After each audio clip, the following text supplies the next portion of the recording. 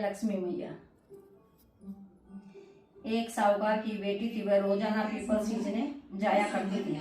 People में से लक्ष्मी जी निकली और चली जाती। एक दिन लक्ष्मी जी ने साहूकार की बेटी से कहा, मेरी सहेली बन जा।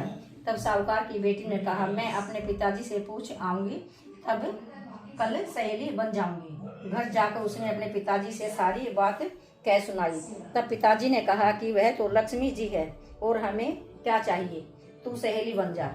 दूसरे दिन साहूकार की बेटी पीपल सींचने गई और लक्ष्मी जी की सहेली बन गई। एक दिन लक्ष्मी जी ने साहूकार की बेटी को जीवने का न्योता दिया। जब साहूकार की बेटी लक्ष्मी जी के यहाँ जीवने गई तो लक्ष्मी जी ने उसको ओढ़ने के लिए शाल दुसाले दिए। सोने की चौकी पर बैठाकर सोने की थाली में अनेक प्रकार के भोजन कराए। जब साहूकार की बेटी खा पी कर अपने घर के लिए लौटने लगी तब लक्ष्मी जी ने उसे पकड़ लिया और कहा, मैं भी तो तेरे घर जीवने आऊंगी।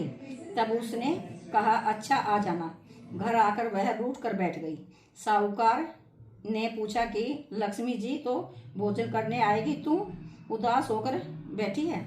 तब साहूकार की बेटी ने कहा, पिताजी लक्ष्मी जी ने तो मुझे इतना दिया, बहुत सुंदर भोजन कराया है, मैं उन्हें किस प्रकार खिलाऊंगी, हमारे घर में तो कुछ भी नहीं है। तब साहूकार ने कहा, जो अपने से बनेगा वही खातिरदारी कर देंगे, परंतु तू गोबर मिट्टी से चौका देकर सफाई कर ले, चौमुखा दीपक बना ले और लक्ष्मी जी का नाम लेकर बैठ जा। उसी समय एक चील किसी रानी का 9 लखा हार उठाकर लाई और उसे साहूकार की बेटी के पास डाल गई।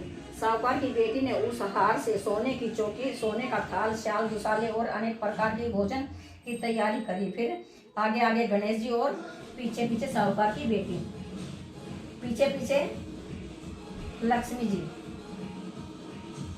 पीछे पीछे लक्ष्मी जी से सोने की चौकी पर बैठने को कहा। लक्ष्मी जी ने बैठने को बहुत मना किया और कहा कि इस पर तो राजा रानी बैठते हैं।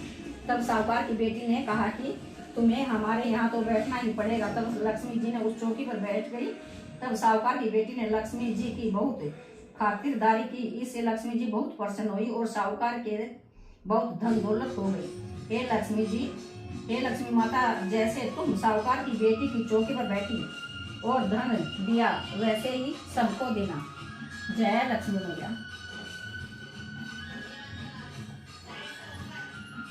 जय लक्ष्मी मैया।